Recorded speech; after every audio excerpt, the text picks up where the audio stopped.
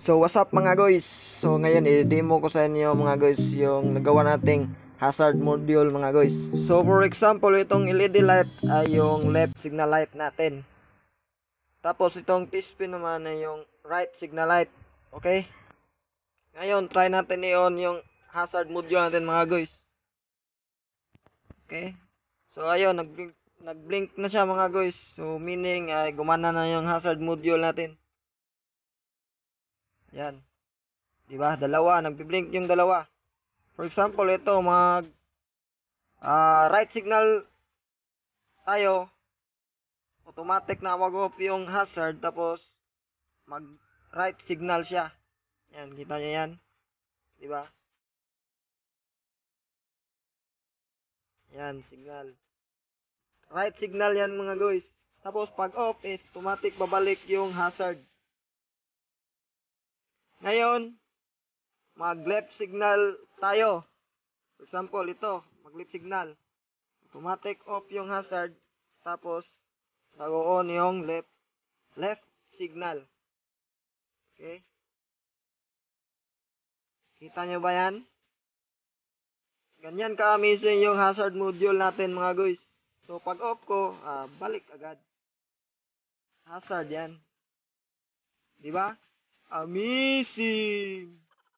Ngayon, samahan nyo ako para i-install na ito sa ating motor, mga guys. Let's go! So, ngayon, nandito na tayo sa motor, mga guys. At ito na yung hazard module natin. Una, tatanggalin muna natin ang head cowling natin. So, ayan mga guys. Sinimulan ko ng mag-wiring, mga guys. Sobrang bilis ko, parang ninja.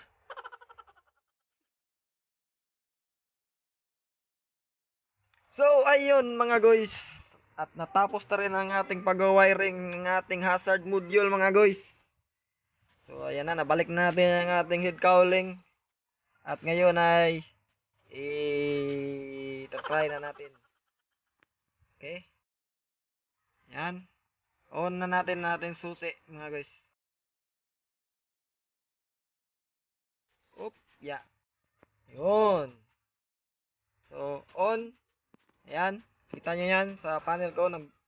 Nag-hazard na siya. Sa likod. Hazard na rin. Yan. Ganyan ka-amazing mga guys yung hazard module.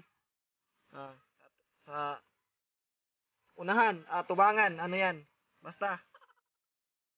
Tapos right signal tayo mga guys. Automatic turn off yung hazard. Tapos nag-right signal na siya. Yan. Kita nyo yan. Turn off natin yung signal. Babalik sa hazard. Oh, kita yan, grabe ka automatic. Left signal naman tayo mga guys. Automatic turn off yung hazard. Tapos left signal siya. Yan. Grabe oh. Amazing. Turn off natin yung yung hazard natin mga guys. Yung signal pala. Turn off natin. Babalik sa hazard yan. Oh. Grabe, unbelievable. Oh, left. Alright. Right. Left, right, left, right. Yan. Ganyan ka-amazing yung hazard module. Tapos yung switch natin, nag-blink. Ako lang nakagawa niyan. Ganyan ako ka-amazing. Oh, kita yan. So, automatic siya mga guys, no? Di mo na need i-off yung hazard para mag-turn signal ka. So, sa mga hindi pa nakasubscribe dyan, mag-subscribe na kayo para lagi kayong updated sa mga bago kong video. Babush!